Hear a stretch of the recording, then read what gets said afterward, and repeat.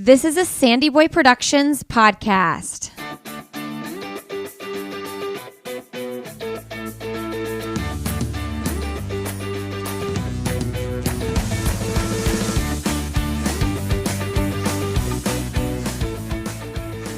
Hey friends, welcome to All Have Another podcast with Lindsay Hine. I'm your host, Lindsay, and I'm so grateful you're here today. This podcast is sponsored by Inside Tracker. Whether you run, ride, hike, or swim, you understand what it means to push harder, reach farther, and go the extra mile. This relentless drive runs in your blood. That's why Inside Tracker provides you with a personalized plan to build endurance, boost energy, and optimize your health for the long haul.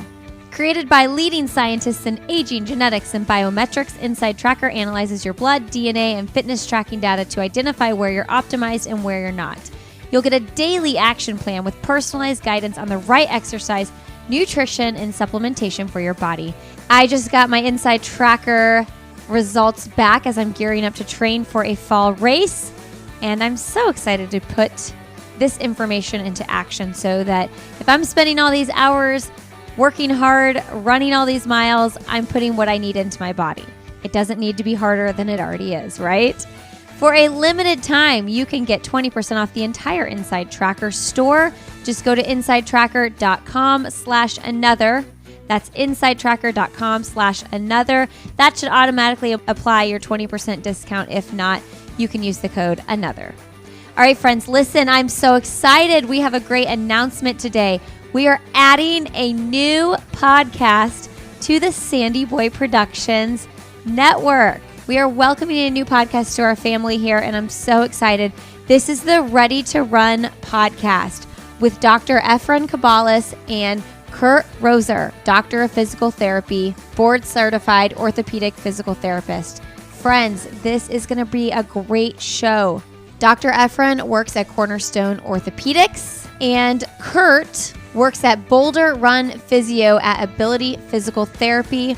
Dr. Caballes and Kurt work closely together, and they have a lot of discussions in the professional setting and decided this would be a great conversation on this podcast. So what the two of them are going to do is have conversations and interviews with athletes that they work with. They work with a lot of professionals in the Boulder, Colorado area, as well as everyday athletes. And then they're also going to do short episodes where they talk about common injuries and give tips. They're also going to talk to clinicians and talk about the research and new information on physical therapy and running. I am so excited for this podcast. I think it's going to be a fresh, different kind of show where you can really walk away with some tangible information. Dr. Caballes is a recreational runner, and Kurt is a 2:17 marathoner. He ran in the 2020 Olympic trials, so it's fun to have both perspectives there as well. This episode of the podcast today here is just going to kind of be an intro to the two of them and what their show is going to be about.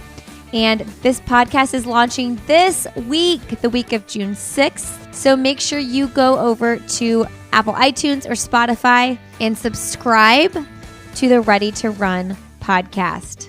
All right, friends. And you know, I'm always saying leave a rating and review on this podcast or any podcast you listen to help the creator of the show get in front of new listeners. And I would appreciate it if you did this here today. But also, if you do listen to the first episode of their new podcast, go give them some encouragement. Leave them a rating and review. Let them know how excited you are about this show. That is just huge in the development of a new show. And also, you know, when you start something new, it feels good to have people cheering you on. So let's go cheer these guys on. I'm so excited for this podcast. All right, friends, enjoy getting to know Dr. Efren Caballes and Doctor of Physical Therapy, Kurt Roeser. All right. Well, this is an exciting episode, and I'm really, really honored to welcome a new podcast to the Sandyboy Productions Podcast Network, Ready to Run podcast. And this is with Dr. Efren Caballes and Kurt Roeser, who is a physical therapist. Welcome to the show, Kurt and Efren. Thanks for having us. Thanks for having us. So excited to welcome this podcast to the show. Let's get started and just introduce you both to the listeners so that they can know who's going to be hosting this awesome podcast. So, Dr. Efren, let's start with you.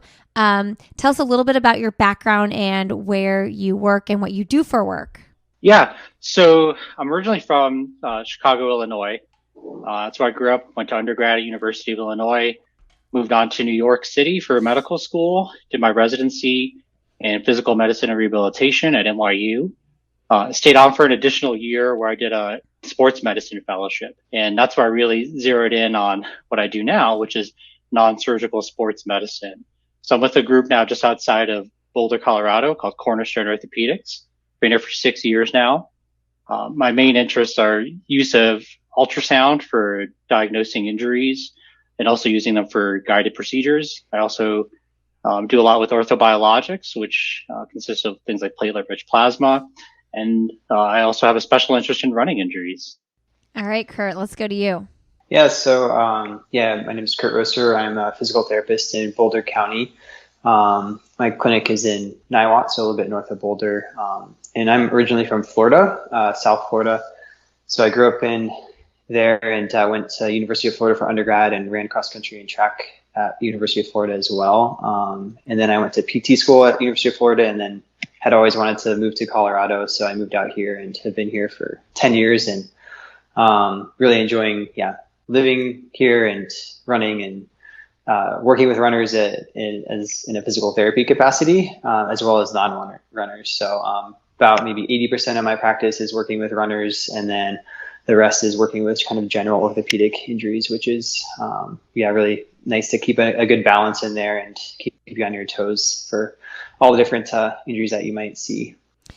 And everybody just take a pause and give a big congratulations, because Kurt and his wife Tracy just had their first baby last week and he's running on like 3 hours of sleep. Yeah. Thank you. Yeah, it's been super exciting. So our daughter Greta was born last week, and she and my wife Tracy are both doing well. So we're just very grateful that they're home. And Greta was we didn't know if it was going to be a boy or a girl, so it was a surprise. So that was super exciting. I forgot to check when she came out. The doctor was like, "What is it?" And I was like, "Oh shoot, yeah, it's a girl." So yeah, it's been a really great start to that adventure, and kind of one of those things where it's all of the feelings at the same time. You're overwhelmed with love and happiness and joy, but at the same time you're exhausted and terrified that you're gonna do something wrong, and just Googling everything that's happening constantly. So, but yeah, thank you. That's a perfect way to sum up being a new parent right there. Overjoyed, happy, terrified, sleep deprived. So true. We didn't find out with one of ours, and same thing. My husband did look and was like, oh my gosh, it's a boy right away. But I was just not paying attention, not caring. Cause at that point I'm just get this baby out of me. Is he okay? Has he cried yet? Is he breathing? It's such a cool experience though, to wait to find out. Mm-hmm. Yeah. I would have found out honestly, but my wife really wanted it to be a surprise. So, and I don't get a full vote in that category. So. Now, Efren, you have a son as well, right? Yeah. He's 17 months. His name's Logan. Okay. Oh, I love it. You guys are just getting started. So tell us, and I'll let either one of you go for whoever wants to share the why behind this, why you wanted to start this podcast, Ready to Run.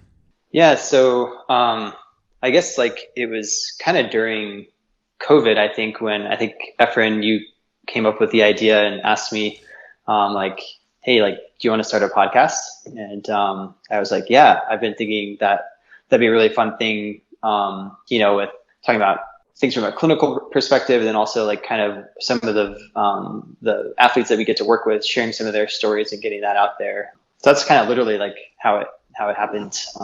And it's taken a while to get things going, but yeah, we're doing it. I'm so happy that you're doing it with us. Yeah, we're excited. Us too. Yeah. The other thing too is I think during COVID had a lot of free time, because our clinic, we basically went down to 3 days a week. So, and this is pre Logan. So loads of free time. And so I just got really into running podcasts. And I really liked some of the stuff that was out there, things like Runner Zone, with Chris Johnson, Nathan Carlson, Physio Edge. But what we really wanted to bring to the listener was something that was collaborative, because Kurt and I are pretty lucky being out in Boulder, and we get to work with some pretty amazing athletes together. And, my background is in physical medicine and rehabilitation. So by nature, I'm just used to conversing with physical therapists on different issues when things pop up. So that was one of the big things, is we want to have something that showed like the collaboration in the field, so we can create something that was not only like evidence-based, but also motivational. And being fortunate to work with the athletes we work with, we get to do it in the context of some of the athletes we may have treated. And that's kind of cool, because then as we're conversing from our initial few episodes, which we recorded, they get to ask us some questions and throw it back, which is kind of cool. And and then we hopefully we'll bring on some physical therapists, other sports metaphysicians, other people who love doing what we do, and bring in their expertise so that people have really good, high quality information. Yeah. And then I guess two of my like bigger motivations are, one, it's like helping our, professions, like getting people to access physical therapy more, or access like sports medicine physicians more, just like getting things taken care of sooner, because so many of the injuries that we see, by the time they get to me, it's been like 3 months, because you tried rest, and then you're like, well, now I'll try rest again because it still hurts, and then maybe you go see the doctor, and then maybe it takes a while to get imaging, and then all of a sudden it's been 3 or 4 months and you haven't made any real progress towards fixing your injury. So a big part for me is like I want to get people thinking about like, oh, this injury is popping up. Like, what can I start doing now to address it? And so hopefully helping people to kind of navigate that a little bit, and changing some of the beliefs that are out there about like how to address certain injuries that it's pretty frustrating when people still kind of are holding on to some treatments that we really know don't really work anymore. So kind of changing some beliefs, and then important to share people's stories, because so much now with social media and everything that we see is always like the good times, especially with athletes. We see that good result, we see that PR or winning a title or making a team or whatever, and then we don't see what happened 6 months ago or a year ago, where there was months and months and months of really hard, stagnant, not making progress. And so I think that's helpful to share with other runners and just people in general, to see that like these aren't superhumans all the time. They have the same problems that everybody else has in terms of injuries. So I love that. I love everything you guys just said. And, I've thought about this a lot too, and thinking through like bringing this podcast onto the network. And I love the idea of someone having a specific thing going on and being able to use this podcast as a resource. I'm not saying they shouldn't also go to a physical therapist and get things checked out and look at things, but like the fact that we can provide them with valuable information in real time, I think that that's going to be super important. I mean, podcasts like I'll Have Another, like I have, we're sharing, like you said, we do talk about hard stuff sometimes, but like we're sharing the fun stories and the race recaps and things like that. And I love that this is going to be truly a resource for runners. Yeah. Hopefully, runners and clinicians as well.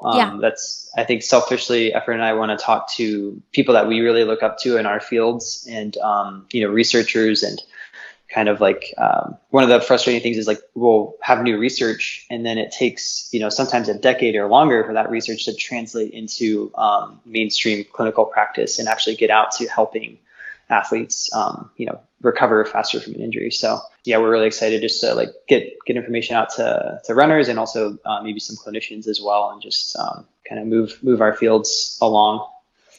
Can we share with the listeners who are some of these bigger athletes that you work with? You're working with some pretty big pros in the scene.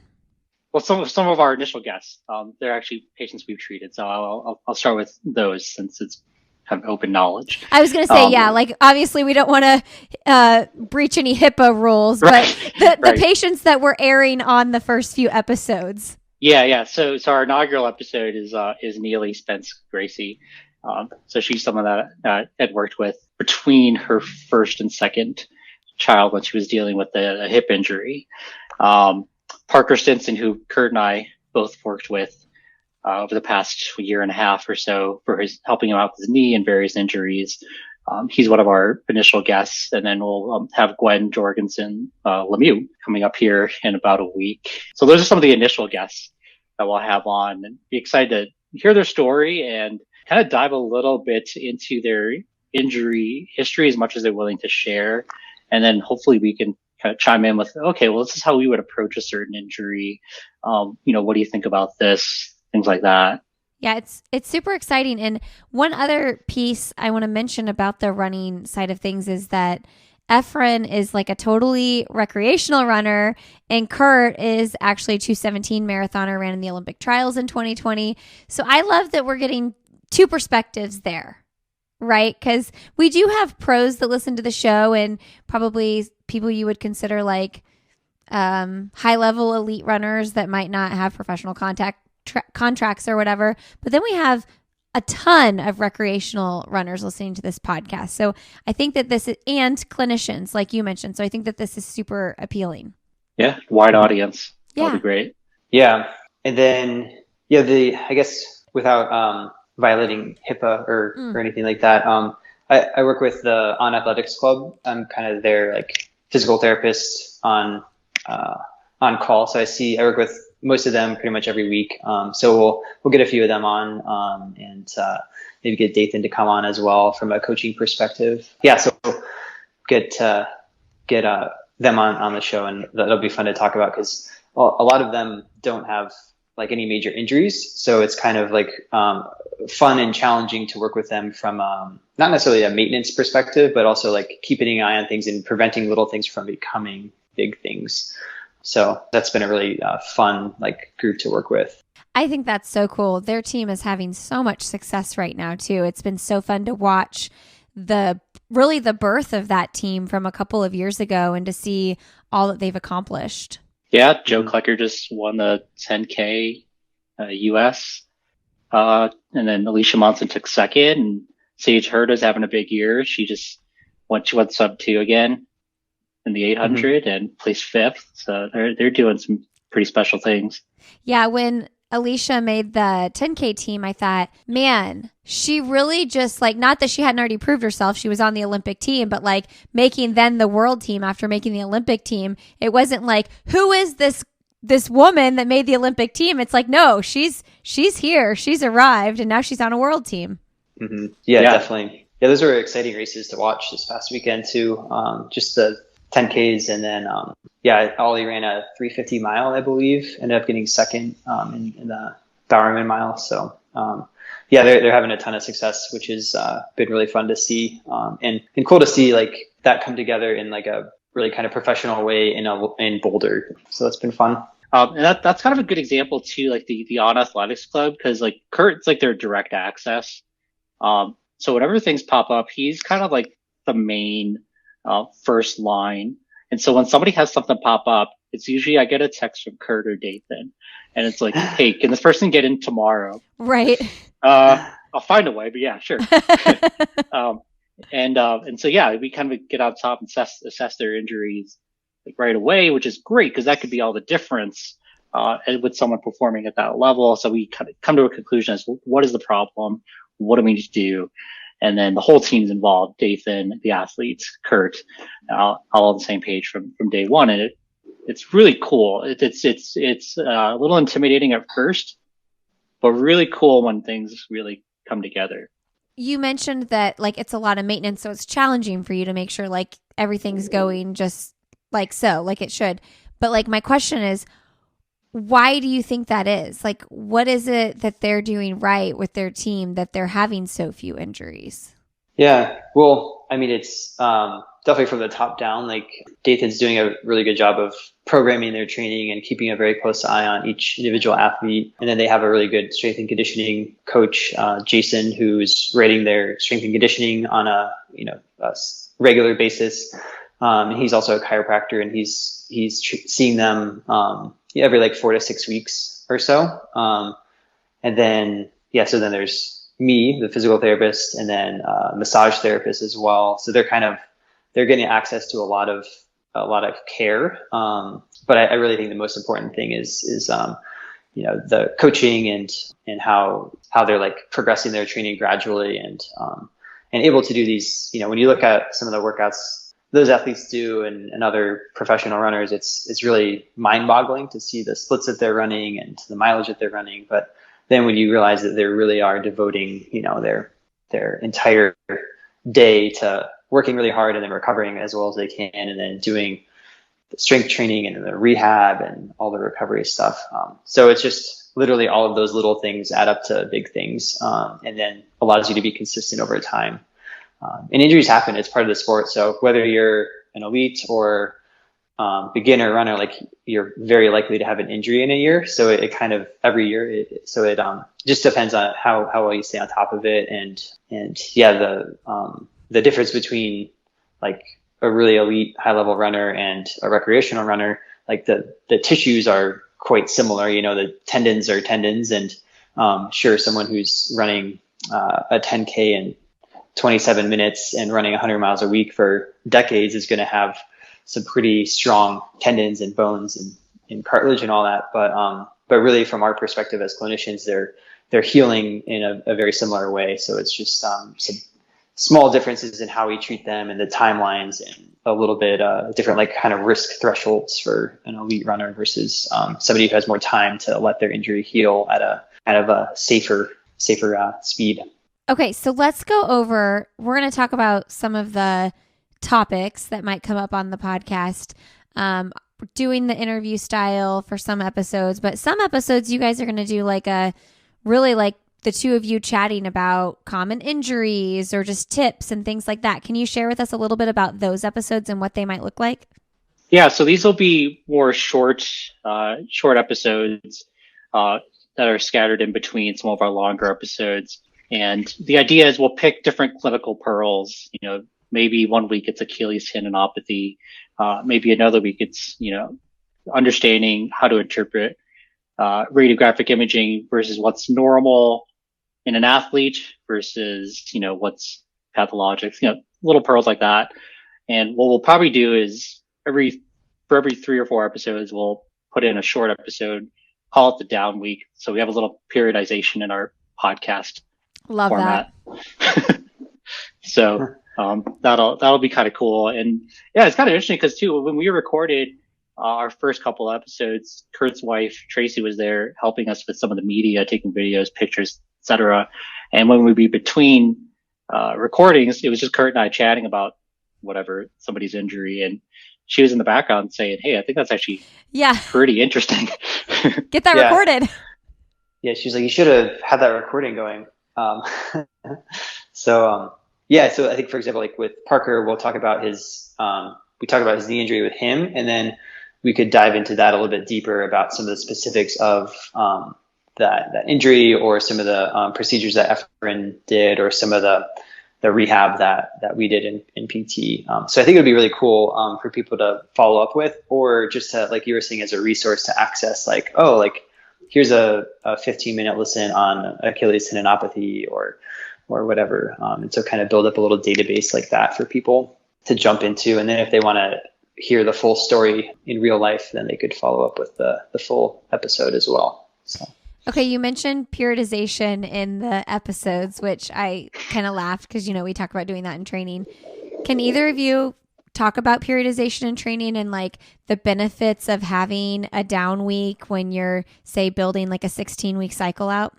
Yeah, so from an injury perspective, we always say like most injuries happen in running because people do too much too soon after too little for too long. So I think as people are drawn to running, sport like running, because we want to see this nice linear progression, and we want to see like, I did more this week than last week, and my long run was longer, and my long run was faster, and I did more intervals, and that's just not the way that our body adapts really. So it's really important to, whether it's every 3rd week or 4th week, or every 6th week, kind of like have a built-in down week to just let your body adapt and absorb that training. And I think that's what a lot of successful coaches in the past 5 years are really finding out, is that if we get people to be more consistent for longer and have them, make sure that they're resting kind of prophylactically, we're going to get them to a much better result in a year from now, or 2 years from now, and just stacking up more time and more progress, rather than like when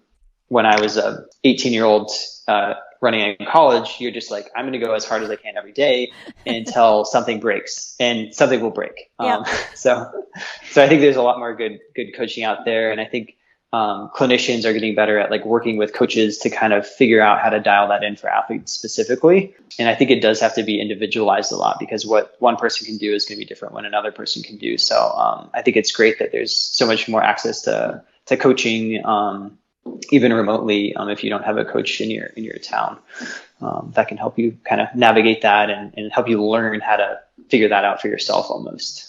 And I know that you both work with athletes outside of runners, but like, how important do you think it is for a runner who has an injury that is from running, or an injury coming on that is likely from running, to see a physical therapist or a doctor who specializes in running? I think even if a provider doesn't specialize in running or isn't a runner themselves, I think they have to be excited about working with someone that has a running injury, because I think a lot of times what we see is runners go to see a clinician, and the clinician's like, well, your Achilles hurts because you ran too much, so just don't do that. So I think it's pretty important to at least have a clinician that's going to be passionate about helping you figure out this injury, and somebody that speaks the language of knowing what running is and what it involves. I think it's really, really helpful that clinician has that experience. And then definitely, like, for tricky scenarios, it is actually really important to see somebody that really has experience and sees a lot of running related injuries, because there's some small kind of idiosyncrasies, and that's where Efren comes in. If I can't figure something out, or if it's a little bit out of my diagnostic realm, we can figure out exactly what's going on, exactly what the issue is, what the pain source is, and how to better treat it. Because otherwise, you're kind of just, from a PT perspective, we're just saying like, well, use the pain monitoring model, and we know it's going to get better eventually. But you can save yourself a lot of time and frustration if you have somebody really accurately diagnose it and do some imaging with the ultrasound maybe early on. Just save yourself a lot of frustration. Yeah, from my perspective, I really value a good physical therapist or chiropractor, just because if they're coming to see me, it's usually because there's kind of a bigger problem at that point. So, whereas having a good physical therapist on your side to help educate, help understand what the problem is, how you can manage the issue. Is this something that needs to be further evaluated, or is this something that we can monitor and train through? Really goes a long way. And even for not even just in the injury stage, but in the maintenance phase as well. Because once you're out of an injury, like, you still want to stay at that injury free level. And to a certain extent, you want to be independent. You don't need to be seeing your person twice a week, every week. But if there's something that they can do to help keep the tissues moving well, maybe there's a little pearl that they can have from an education standpoint regarding like a niggle, that goes a long way. And then by the time they see me, most of what I do is going to be coming to a diagnosis using whatever imaging tool I have, really taking the time to listen to what they have to say. Because really, by the time they come to a sports medicine physician, they're looking for answers at that point, and they want to know, okay, well, what is the scope of the problem? What are we dealing with? How do we get out of this? And that's where, one of the things I do is like ultrasound. So it's great for tendinopathy. So if you're not familiar, basically ultrasound has come a long way over the past like 2 decades. Or we used to use it for, putting it for like doing a knee, like procedures, like for example, draining a knee, looking at it while you're draining it, draining things. But now we've gotten to the point where the resolution's gotten to be so high, we can actually diagnose tendinopathies, and kind of give the intricacies of someone that's not responding the way that you think they would be responding, see if there's other factors that are causing their injury, and we can readily access that right away. To follow up with a real life example, a couple weeks ago we had really high level female runner with track season just starting come in with like a significant amount of knee effusion, and she came in to see me, and I immediately was like, probably, nothing to worry about, but let's try to get in to see Dr. Caballes like as soon as possible, and like just like figure out what's going on. And it ended up working out really well, and Efren was able to do some things that were like helpful intervention wise, and that person was able to like keep training and racing. But that would have been something that like if it wasn't taken care of on the front end, like it could have been something potentially like a major kind of career ending thing if it was like a mismanaged injury that we didn't take care of. But it ended up working out like really quickly and well. So again, that communication is key, and that's part of, I hope, what we get out to clinicians is like work with people in your area that are out, not we don't have to be a jack of all trades. We want to like work with a team in our area that helps us provide the best care to runners. And I think that's happening more and more, but I think there's still a lot of progress that we can make to like really do the best for our clients. Yeah, like lean into your expertise and then lean on each other when you need to lean on each other. That's good. Let's quickly go over like a couple of super common injuries. I don't know if we want to address like ideas for what people should be doing, but it comes to mind for me like Achilles issues, IT band, plantar fasciitis. Maybe those are what pop in my head. Maybe from personal experience, maybe not. But maybe do you guys want to like start with a couple of common injuries and say a few things on them?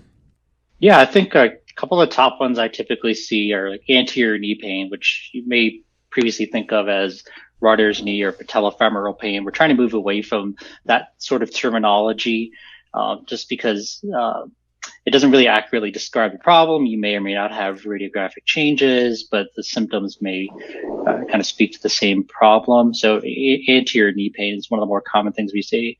Achilles tendinopathy. We can talk for a whole day and a half on Achilles tendinopathy. That gets me really excited, actually. That's a common one we see. Gluteal tendinopathy too. So what someone might think of as like hip bursitis, it's one of those ones where it's not a true bursitis per se. What the real problem is an underlying tendinopathy of the glutes. Proximal hamstring tendinopathy, that's a big one. Bone stress injuries, that's going to be a big topic. That'll probably have maybe a few episodes. Super common, and really as common as it is, very challenging to treat, especially when there's other factors involved than just overtraining. Mm-hmm. Yeah, those are some of the major ones. Patellar tendinopathy is another common one we see. You mentioned plantar fasciitis, or like plantar heel pain is the more what we're trying to call it now. Oh, okay. Instead of fasciitis. Why is that vocabulary change happening?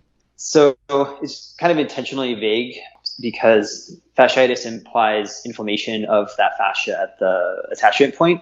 And what they're finding is like there doesn't have to be inflammation there to still be pain. A lot of times there's more of a kind of a degenerative problem, which we could label tendinosis.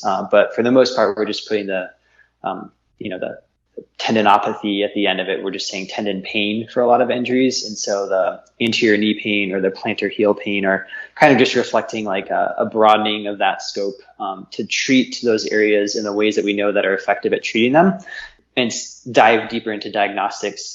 If those treatments aren't working, then we can go in and try to be more specific as to what other structures might be at play. So kind of a bit of a intentionally vague thing, which is I think kind of frustrating for clients and patients when they come in, because we can't always say exactly what the pain source is, right? Like with anterior knee pain, it's frustrating to say like, I know your knee hurts really bad behind your kneecap, but it's not your cartilage. So you can rest assured that your cartilage isn't like, getting worn down by you walking down the stairs or going for a run. And we know that it'll calm down with doing, these certain amount of things. And so I think it's kind of the big issue is like trying to not scare people with diagnoses, because a lot of times when people hear certain things, they kind of really hold on to that, and it could be kind of actually inhibitory to their recovery process. We get people all the time that come in and they were told, 10 years ago that they have arthritis in their knee and they should never hike or run or do squats again. And yeah, now we know like that's probably not good advice for almost anyone. So yeah, kind of subtle like medical jargon vocabulary things that I think would be really good to talk about and talk about with the individuals, and then also with clinicians, because there's a lot of varying opinions still out there about it between a PT or a doctor or orthopedic surgeon. So kind of that'll be some fun things to kind of talk about, and might get a little could have some like clashes in our fields, I think. A little controversy. Yeah. There's going to be such a catalog of like things people can look up on this podcast. Like, oh, the knee pain. I do feel like the knee pain. I hear that interior. Is that what you said? Anterior or interior? Anterior. Part of the knee. Yeah. I mean, I hear that a lot when people start ramping up their mileage and like, are starting a training plan. And it's like, I mean, anytime I work with athletes, because I coach a few runners, I'm like, I always refer them to go to a PT because obviously I can't like tell them anything. But I generally am like, let's ice it and take a couple days off and go from there. But when people start a training plan and that happens, like generally what is the issue? Yeah.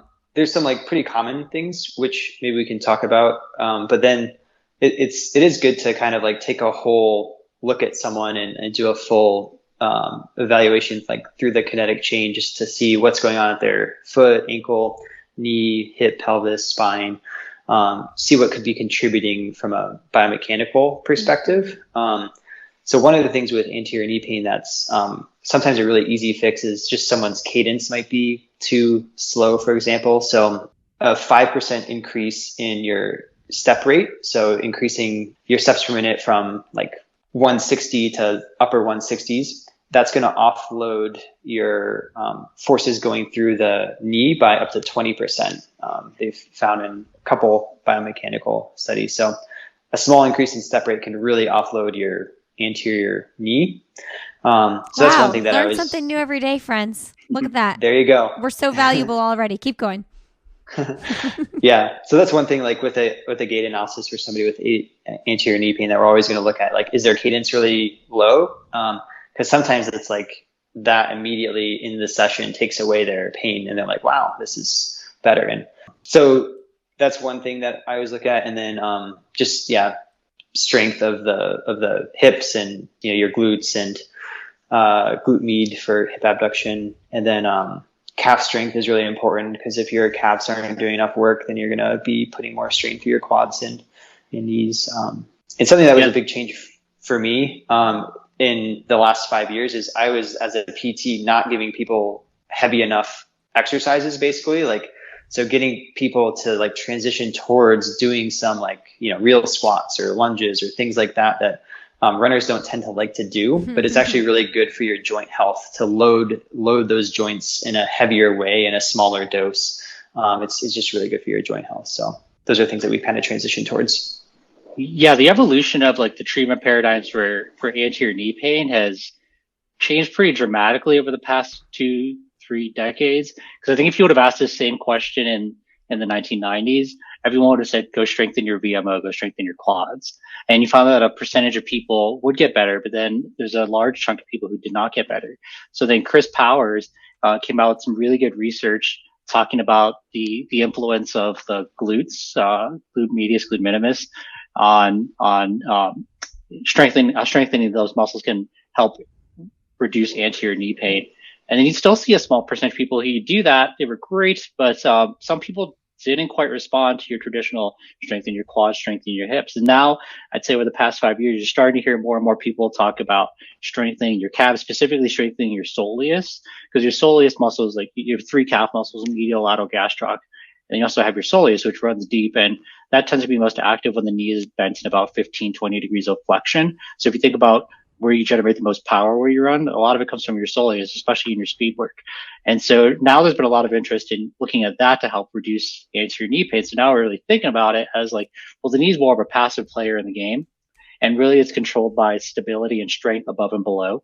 And so by working on those two areas and then starting to reintroduce load in the quad, then you start to have a really good effect. Friends, you're excited. I know you're all listening. You're like, yes, I'm learning already. Yeah. So we hope to like share like the broader, treatment paradigms like that. It's a great example of how it's evolving in our field constantly of sports medicine. And we want to like get everybody like up to speed as quick as we can on like so many of these things that, I think people sometimes quit running because of injuries that are not reasons that they should quit running, at whatever level they're at. So just hopefully we get more enjoyment for people out there in their whatever running they want to do. So listen, I'm excited about the interviews, but as you guys were like explaining all that, I'm like, wait, I want more of this. So I'm also very excited about these down week episodes. I think that they're going to be just so valuable. Okay. So we're going to wrap up here. These guys have patients to treat. Do you all have a book you recommend, like the best, most recent book, and it can be in your line of work, it can be research, or it can just be like, I need time to not think about this, and this is what the best, most recent book I read was. I love the books. Yeah. In fact, I think most of what I read is actually running books. I should diversify a little bit. I would say my favorite running book is Running Rewired by Jay Deshary, who is a sports medicine physical therapist who used to be at UVA at the runners clinic there, and then now is a practice in Bend, Oregon. He's the inventor of the MOBO board. Really physical therapist. Yeah. His book is amazing because huge. Super digestible. I love that. Tendinopathy from Basic Science to Clinical Management, Dr. Kentaro Onishi from Pitt. That's another great one. Non-clinical books. I think what I'm reading right now is actually Gwen Jorgensen's book from 2019. That was, I think it was her sister and her mother. Oh, yeah. Writing about her as she was going to the Olympics. So using that for some interview preps that she'll be coming on this weekend. That's some solid interview prep right there. That's the way to do it. I got a lot of time. My kid's away right now. You didn't realize how much free time you had before you had the baby. I would definitely agree. Jay Dechary's Running Rewired and his previous book, Anatomy for Runners, is also really good.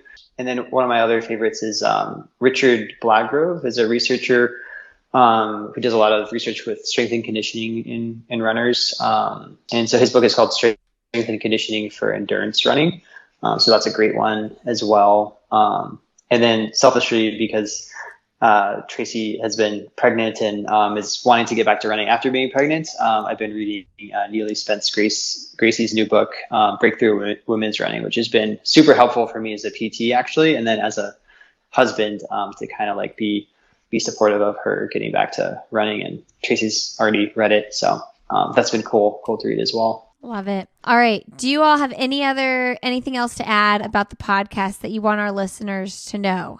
Not really. Just, we're excited to hopefully share some cool athlete stories and, hopefully we'll all learn something. I know, I hope to learn something from the people that we talk with, and, I hope that everyone does as well, as from a listener's perspective.